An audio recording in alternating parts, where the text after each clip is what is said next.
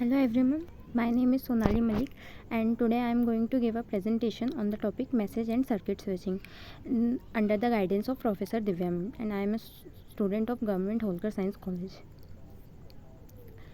So today we will cover introduction to switching techniques, types of switching techniques, circuit switching, communication phases of circuit switching, advantage and disadvantages of circuit switching, message switching, advantage and disadvantages.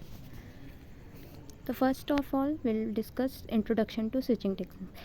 Basically switching techniques होता क्या है, जब भी अगर large network की बात करें हम और वहाँ पर हम दो नोड्स के बीच में कम्युनिकेशन करना चाहते हैं, तो वहाँ पर क्या होता है, एक सेंडर और रिसीवर होता है. तो सेंडर और रिसीवर्स में हम क्या करते हैं, कोई भी जो राउट होता है उसके लिए डेटा को ट्रांसमिट करने के लिए जो राउट होता है वो हम किस में स्विचिंग टेक्निक्स के थ्रू बेसिकली डिसाइड करते हैं. ये क्या करता है, कनेक्शन बैठाने का काम करता है नोड्स के बीच में. जैसे यहाँ पर एक सेंडर है, उसे एक मैसेज पास करना है रिसीवर के इसमें, तो ये जो मीडियम है मैसेज पास करने के लिए जो डेटा ट्रांसमिट हो रहा है और उसका जो पाथ है वो स्विचिंग टेक्निक्स डिसाइड करते हैं. टाइप्स ऑफ स्विचिंग टेक्निक्स हमारे कितने होते हैं, 3 तरह के होते हैं: circuit switching, message switching end packet switching. Circuit switching के 2 टाइप्स होते हैं, space division switches, time division switches. ये 2 टेक्निक होती है बेसिकली सर्किट स्विचिंग के लिए. और पैकेट स्विचिंग में हमारे पास 2 टेक्निक होते हैं, datagram approach, virtual circuit approach. और वर्चुअल सर्किट अप्रोच के भी 2 टाइप्स होते हैं, एक स्विच वर्चुअल सर्किट और दूसरा होता है परमानेंट वर्चुअल सर्किट. अब बात करते हैं सर्किट स्विचिंग की. सर्किट स्विचिंग होता क्या है, इसमें ये एक ऐसी स्विचिंग टेक्निक है जिसमें क्या होता है, जो सेंडर और रिसीवर के बीच में जो पाथ होता है वो पहले से ही डिसाइडेड होता है. इसमें क्या होता है, पहले जो पाथ होता है उसका जो कनेक्शन है वो पहले से ही इस्टेब्लिश होता है. उसके बाद जाके हम क्या करते हैं, इसमें डेटा ट्रांसमिट करते हैं. टेलीफोन एक्सचेंज सिस्टम है, ये बेसिकली उसी सर्किट स्विचिंग पे ही बेस्ड होता है. इसमें एंड टू एंड पाथ होना कंपलसरी है अगर कोई भी कम्युनिकेशन हमें करवाना है. इसमें सर्किट स्विचिंग के केस में जब भी कोई यूज़र वीडियो, डाटा या फिर कोई भी सिग्नल भेजना चाहता है रिसीवर को, तो रिसीवर पहले क्या करता है, एक एक्नॉलेजमेंट पास करता है कि जो डेडिकेटेड पाथ है वो इस्टेब्लिश हो चुका है. उसके बाद जाके एक्नॉलेजमेंट मिलने के बाद वो डेटा ट्रांसफ़र होता है. Circuit switching is used in public telephone network. It is used for voice transmission. Basically voice transmission के लिए यूज़ होता है, क्योंकि वॉइस ट्रांसमिशन में हमें कंटिन्यूस डेटा फ्लो की ज़रूरत होती है. और सर्किट स्विचिंग में क्या होता है, एक बार पाथ इस्टेब्लिश हो गया, उसके बाद जो डेटा और ट्रांसमिशन है वो कंटिन्यूस फ्लो में जाता है. Fix data can be transferred at a time in circuit switching technology. जैसे यहाँ पर ए हमारे पास क्या है, एक नोड है, इसमें से हमें मैसेज पास करना है. तो ए से बी तक के जाने के लिए यहाँ पर एक पाथ पहले से ही इस्टेब्लिश हुआ, उसके बाद जाके यहाँ पर क्या हो रहा है, मैसेज पास हो रही है, कंटिन्यूस फ्लो. यहाँ सर्किट स्विचिंग में ए नोड से बी नोड तक के लिए यहाँ पर हमारा डेटा फ्लो हो रहा है. यहाँ पर ये स्विचेस का काम कर रही हैं जो लाइनें हैं, S1, S2, S4, S3 यहाँ पर हमारे स्विचेस हो गए हैं. यहाँ पर एक लिंक सेटअप हो गया है जिसके थ्रू यहाँ पर क्या हो रहा है, डेटा ट्रांसमिट हो रहा है. अब सर्किट स्विचिंग को पास करने के लिए हमारे पास 2 वेज होते हैं, एक स्पेस डिवीज़न सर्किट स्विचिंग, दूसरा होता है time division circuit switching. Space division circuit switching में क्या होता है, एक सिंगल ट्रांसमिशन पाथ इस्टेब्लिश होता है और जो क्रॉस पॉइंट्स के थ्रू हम सारे स्विचेस को सेपरेट करते हैं. क्रॉस पॉइंट्स में क्या होता है, जैसे 4 लाइंस हो गई हैं इसमें अगर बात करें, तो यहाँ पर क्रॉस पॉइंट्स ये सारे हो गए. तो यहाँ पर ये 4 क्रॉस पॉइंट्स हो गए मान लो, तो यहाँ पर इन क्रॉस पॉइंट्स के थ्रू यहाँ पर डेटा सेंड हो रहा है, और इसमें बाकी सारा जो क्रॉस पॉइंट्स होती है उसकी जगह वो वेस्ट होता है बेसिकली। ये इसका एक मेन डिसएडवांटेजेस है। और क्रॉस बार एक स्विच क्या होता है, एक मेटेलिक क्रॉस पॉइंट होता है या सेमीकंडक्टर गेट होता है जो कि कंट्रोल यूनिट का काम करता है। लिंक को शेयर करने के लिए उसको कंट्रोल करने का काम ये क्रॉस बार स्विच करते हैं। ये क्रॉस बार स्विच सेमीकंडक्टर से मिलके बने होते हैं, जैसे ceiling cross bar FPGA switch से बन के बना होता है। स्पेस डिवीज़न स्विचिंग की स्पीड हाई होती है, कैपेसिटी भी हाई होती है, और इसमें कोई ब्लॉकिंग नहीं होता है इस स्विचेस में।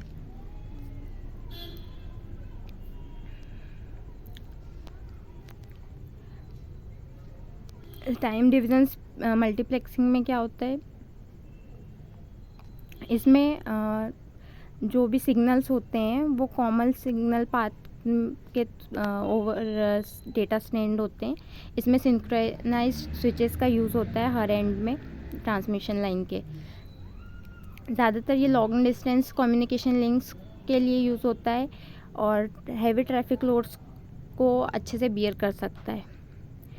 टाइम डिवीज़न मल्टीप्लेक्सिंग को डिजिटल सर्किट स्विच भी कहा जाता है। Communication through circuit switching has 3 phases.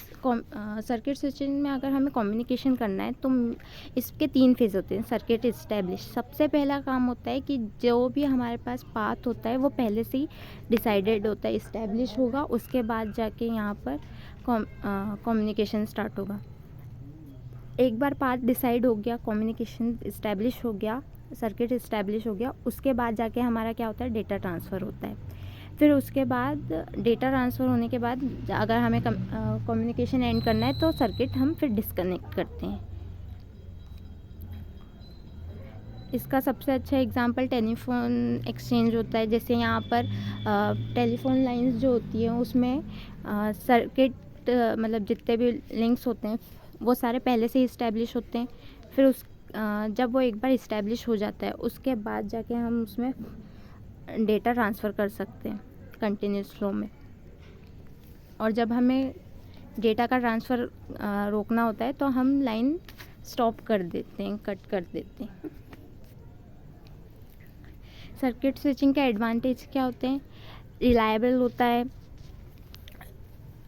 इसमें जो डेटा का फ्लो होता है वो डिले नहीं होता है उसमें, बस उसमें थोड़ा सा टाइम जब कनेक्शन इस्टेब्लिशमेंट होता है उस टाइम पे लगता है।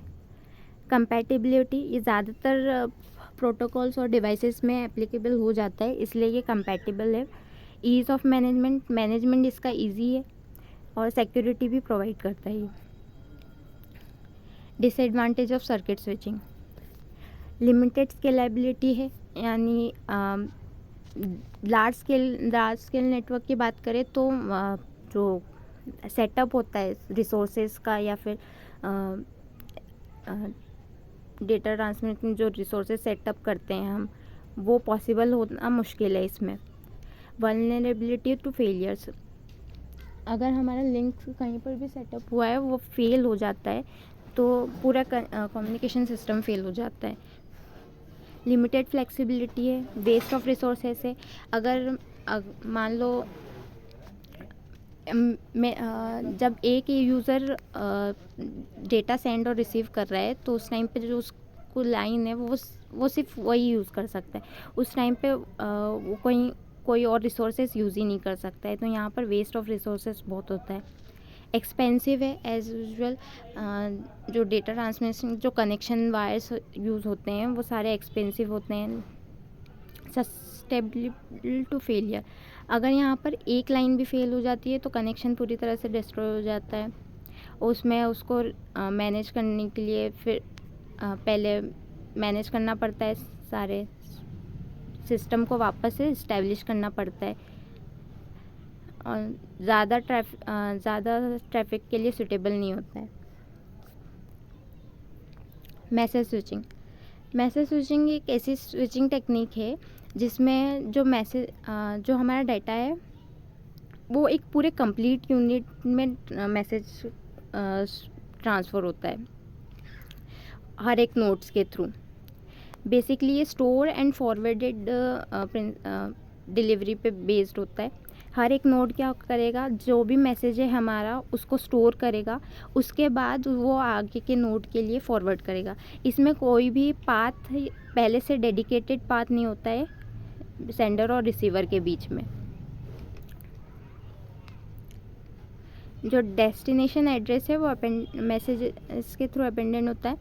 Message switching provides a dynamic routing as the message is routed through the intermediate nodes based on the information available in the message. Message switching में क्या होता है, डायनेमिक तो होता है। यहाँ पर एट द मोमेंट जो मैसेज है वो किसी भी राउट के थ्रू जा सकता है, लेकिन जैसे सर्किट स्विचिंग होता है उसमें क्या होता है, पहले से पाथ डिसाइडेड होता है, लेकिन मैसेज स्विचिंग में ऐसा नहीं होता है। Message switch are programme in such a way so that they can provide the most efficient routes. इस तरह से बनाए जाते हैं कि जो राउटिंग होती है वो बहुत ही एफिशिएंटली यूज़ हो सके, कम से कम टाइम लगे मैसेजेस को पास करने में। Each and every node stores the entire message and then forward it to the next node. This type of network is known as store and forward network. हर एक नोड सारे मैसेजेस को पूरी तरह से स्टोर करेगा, फिर उसके बाद अगले नोड को वो पूरा मैसेज फॉरवर्ड करता है। इस टाइप के नेटवर्क को स्टोर एंड फॉरवर्ड नेटवर्क कहते हैं। मैसेज स्विचिंग हर मैसेज को इंडिपेंडेंट एंटिटी की तरह भी ये थिंक करता है, मैनेज करता है। जैसे यहाँ पर पाथ ए, सेंडर रिसीवर को एक मैसेज पास कर रहा है, तो यहाँ पर ये मैसेज 1 का पाथ क्या है, ए पहले एक नोड पे जाएगा, फिर उस यहाँ पर सारे मैसेज क्या होगा, स्टोर होगा, फिर यहाँ से वो बी पे जा रहा है, फिर उसके बाद ई पे जा रहा है, फिर उसके बाद रिसीवर को जा रहा है। वहीं मैसेज 2 कहाँ जा रहा है, पहले सी नोड पे जा रहा है, उसके बाद ए पे जा रहा है, फिर उसके बाद डी, फिर ई और फिर रिसीवर के पास जा रहा है। यहाँ पर क्या हो रहा है, हर एक नोड में पूरा मैसेज स्टोर हो रहा है, उसके बाद नेक्स्ट को वो फॉरवर्ड कर रहा है। होप एंड होप डिलीवरी वाला सिस्टम चल रहा है यहाँ पर। मैसेज स्विचिंग का एडवांटेजेस क्या होता है, data channels are share among the communicative devices that improve the efficiency of using available bandwidth का अच्छे से यूज़ होता है। यहाँ पर जितना भी हमारे पास बैंडविड्थ है उसका एफिशिएंटली यूज़ होता है। Traffic conjunction can be reduce because the message temporarily stored in the nodes. Traffic conjunction हमारे यहाँ पर रिड्यूस हो जाता है। हर एक नोड में कुछ ही टाइम के लिए वो जो मैसेज है वो स्टोर होता है। Message priority can be use to manage the network. Message priority का यूज़ करते हैं जिसकी वजह से नेटवर्क मैनेज हो सकता है। The size of the message which is sent over the network can be varied. Message का साइज़ नेटवर्क पे जो सेंड कर रहे हैं उसका वेरी हो सकता है, तो अनलिमिटेड साइज़ ऑफ डेटा को ये सपोर्ट करता है। इस मैसेज स्विच का डिसएडवांटेजेस क्या हैं, the message switches must be equipped with sufficient storage to enable them to store the message until the message is forward. इसमें हर एक नोड में क्या होता है, सफिशिएंट स्टोरेज होना चाहिए ताकि वो जो भी मैसेज है उसको स्टोर कर सके, फिर उसके बाद उसको आगे फॉरवर्ड कर सके। Long delay can occur due to the storing and forwarding facility provided by the message switching technique। इसमें डिले अगर ज़्यादा हो सकता है क्योंकि पहले जैसे 1960 के टाइम में जब ये टेक्निक आई थी तब हार्ड डिस्क में का यूज़ करते थे ये मैसेज स्टोर के लिए। तो हार्ड डिस्क क्या होता है, बेसिकली ज़्यादा प्रोसेसिंग टाइम लेता है। पहले हार्ड डिस्क स्टोर करेगा, देन उसके बाद प्रोसेस करेगा, फिर उसको सेंड करेगा, तो ये ज़्यादा डिले टाइम होता है। इसको बाद में रैम ने स्विच कर दिया था, लेकिन फिर भी जो प्रोसेसिंग का डिले होता है यहाँ पर बेसिकली होता है, जिसकी वजह से यहाँ पर डिले टाइम ज़्यादा हो जाता है। Thanks for watching. Thank you.